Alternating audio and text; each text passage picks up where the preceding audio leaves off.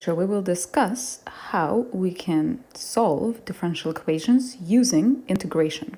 So first of all, let's just review how we've approached differential equations previously. First, we analyzed them geometrically using phase diagrams and slope fields. This was very visual, albeit not very exact. Then we analyzed them numerically using Euler's method. And up until now, we were only able to exactly solve only two types of equations, of the form y prime equals ky and of the form y prime equals a minus by. And even so, remember that when we first saw this equation, we discussed how the exponential function is a solution to it, and it's the only one, but we haven't proved why that's the only one. In this section, we're going to see how to derive exactly using integration both of the solutions to the equation we've seen before and able to extend this technique to other types of differential equations. Now, the only differential equations we're going to work with are so-called separable differential equations, which means that on the left-hand side, we can have the derivative, much like we did here, y prime, and on the right, we can separate the expression into the product of two functions, one in terms of the independent variable and one in terms of the dependent one. Only if we can separate this into the product, we will be able to, in fact, call these separable and therefore apply the techniques we're going to talk about. Let's take a look at this first one here. So I have dy by dx equals to x squared divided by y squared. The first thing we're going to do is treat this dy by dx much like we did in the substitution part of the integration as the really quotient of rise over run. And once we do that, what we're going to do is separate the y variable from the x variable, kind of like you normally do in solving equations. We're going to move all the x's to one side and all the y's to the other side. Now, you got to be careful. You have to work with the operations given. So here I have a division sign. So what I can do first, for example, you don't have to do everything in one step. You can take a few steps to really figure out how to move your variables around. I can multiply everything by both of the denominators in order to clear the denominators. Or, because this is an equation, I can simply cross multiply. And if we do this, what do we get? If we cross multiply, I'm going to get dy times y squared, or y squared dy equals to x squared dx. Either of the techniques will work. This way it was just a little bit shorter. I didn't have to go through much of the simplifications. This is exactly what it means to be separable. I've managed to separate all my x's and all my y's. Once we have that, we can in fact integrate both sides with respect to their corresponding variables. So in my next step, I will simply introduce an integral sign to both sides of the equation and then take antiderivatives one side at a time. So on the left-hand side, I have the integral with respect to y of y squared. And the antiderivative, therefore, will be y cubed over 3 plus some constant. On the right-hand side, I have the integral with respect to x of x squared, which means the antiderivative will be x cubed over 3 plus some other constant. But the constants can actually be combined into one, so you can choose to only include one of them on one side.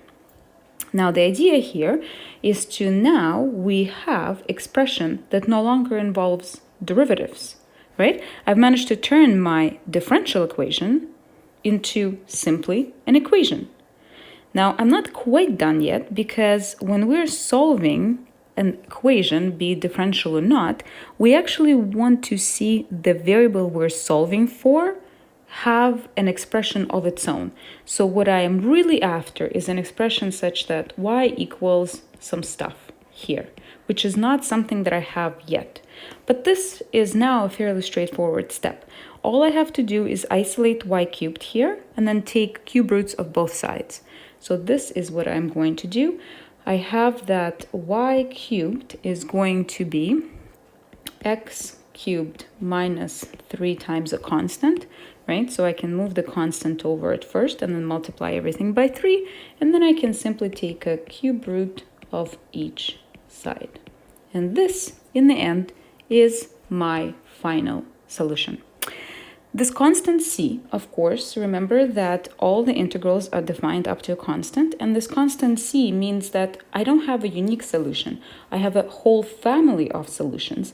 And in order for me to get one fixed member of such family, I would need to acquire some kind of initial condition. Since I'm not giving it in this case, then this is therefore my final answer. Let's take a look at another one. This one looks a lot more familiar, but let's see how we can derive, using this newfound technique, the solution to this equation that we've already seen so many times before. So first of all, I am going to, again, try to separate the variables. I'm going to try to see if I can move things around so that on one side I have only y's, and on the other side I have only x's. So let's take a look at what we can do here. Well, first, let's just multiply everything through by dx. So that way I have dy equals ky times dx. Now this is not quite right yet because I have y and dx on the right-hand side, and I would like all my y's to be together. So what I'm going to do now is divide everything by y. That would mean that on the right-hand side it cancels, and on the left-hand side I acquire dy divided by y equals to k dx. Now that I've separated y's and x's, I can, in fact, take integral of both sides. So what I have is dy over y, or 1 over y dy. It might be easier to see what the antiderivative is in that form. And then the integral of k dx. So again, notice here that the reason I can now perform anti-differentiation is on the left-hand side, I have an integral with respect to y of an expression involving only y's, and on the right-hand side, I have an integral with respect to x of an expression involving only x's, or really in this case k, but k is a constant. So now I can integrate everything separately. What do I have here? What is the antiderivative of 1 over y? Well, this is one of those odd ones. This is in fact ln of y. What about the right-hand side? What is the antiderivative of a constant with respect to x? Well, that's just kx. And then I need to remember to acquire a constant. Again, it doesn't matter whether you add it on the left or on the right, as long as you add it on one of the sides, because this will represent the combined constant from two different integrations. Great. So again, this is a very good place to be in, because I have an expression between x and y that involves no derivatives, which means that I've managed to turn my differential equation into simply an equation. I'm not quite done yet. I would like to see the answer of the form y equals blah. So my y here only appears in one spot, and it is inside a natural logarithm, which means that in order for me to evaluate or solve for y, I will have to raise both sides of the equation to the power of e. Then on the left-hand side, e and ln will cancel each other's actions, producing only the inside, y. And on the right-hand side, I'm going to get a more complicated expression. So raising e to both sides, I get y is equal to e kx plus c. Now, don't forget that on the right-hand side here, the k and the c are both constants, so I can actually do something about this plus. When do we ever add in the power? So for example, if I have x to power 5, I can write that as x cubed times x squared, right? The multiplication of the same basis results in addition of powers. So here I'm going to undo this rule. I'm going to turn this plus into a product of two exponentials. Okay, let's pause here for a second and just make sure that this expression actually makes sense. And now I notice the very familiar y equals e to power kx times some constant. This is really just a constant. E to some constant is just another constant. So I've managed to derive the exact same expression as I've always seen. This second part of it is exactly what we used to seeing as the constant y naught.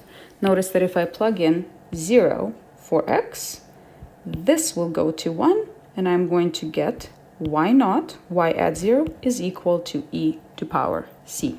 So I get my familiar expression, y equals to y naught e to power k x. This is why this was the only function that actually satisfies this differential equation. There are no other functions that can be acquired in this process. Now, in this particular case, of course, I am given a specific initial condition, which means I can plug it in here, or really in here, and solve for this one constant c. So for my case here, with y naught equals to 3, we have that y is equal to 3 e to power k x. Now we can apply the same exact technique to derive the solution to the other differential equation that we have seen a number of times, and that is the linear form a minus by. Let's see how this would work out. It will be a very similar process, but just slightly more, using slightly more algebraic manipulations. So again, I'm going to try to separate the x's and the y's. So the first thing I'm going to do is multiply through by dx. So I have that dy is the entire right-hand side times dx. Now here, again, I'm going to try to combine all the y's together. And on the right-hand side, this y is actually a part of this entire term. So what I'm going to do is divide both sides by this entire piece. So notice that if I divide by a minus by on the right-hand side, it will cancel. And on the left-hand side, I'm going to get that in the denominator. So from here, I have dy over a minus by is equal to dx. And once I have that, I can take an integral of each side. Once again, let's pause here and make sure that this is kosher. I have on the left-hand side an integral with respect to y that only involves y and constants, and on the right-hand side, an integral with respect to x that only involves x's. Great. Now I just have to integrate this thing. Remember that a and b are constants, so what I have here is just a term, dy, divided by some linear combination of y. So on the left-hand side, this integral here is going to be done using substitution. So therefore, it's not as simple as in the previous slides where I can just produce an answer right away after staring at the integral. I'm going to have to do a little bit algebraic manipulation here. So let's proceed with this. For my integral here, I'm going to let u be a minus by, which will then give me that my du is minus b times dy. And once I plug everything back into this integral, remembering our integration techniques, I'm going to get the integral of dy, which from here is du divided by negative b, all over a minus by, which is just my u. Okay, so what I notice, of course, is that this negative b as a factor can be taken outside of the integral because the integral doesn't depend on it. So just to save a little bit of space, I am going to do this in one step right here. And then what I get is this simple integral here. Now, du over u is the same as 1 over u times du. So this integral, of course, is going to be ln of u. So what I have is 1 over negative b ln of u, and then going back through to see what u actually is, I notice that u is a minus by. So I can simply replace u here with its expression in terms of y and the constants. So again, just to save a little bit of space here, let me plug this in directly. This is then my expression on the left.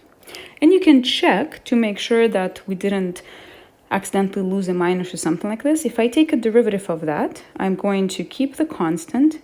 This will produce 1 over a minus by, because that's the derivative of a logarithmic function, times the derivative of the inside, due to the chain rule, which in this case will be minus b. This minus b will cancel out with this 1 over minus b, leaving me exactly with the expression that I want. So this is my left-hand side. On the right-hand side, I have an integral of dx.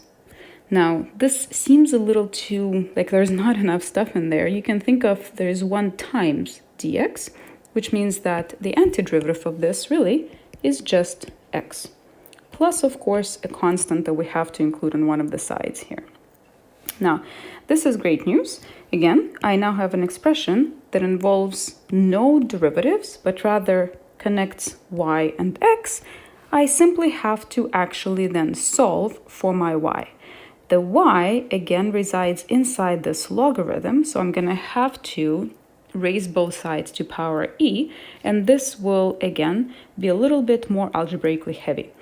Be careful here, I cannot raise to power e right away, or rather I can, but I'm going to have to be much more careful in terms of simplifications then. It's better to get rid of a constant somehow so that the exponential function and logarithmic function are applied back to back. So as a first step, I'm actually going to multiply both sides of this thing by negative b. So what am I going to get then? I'm going to have ln of a minus by is equal to negative bx minus bc.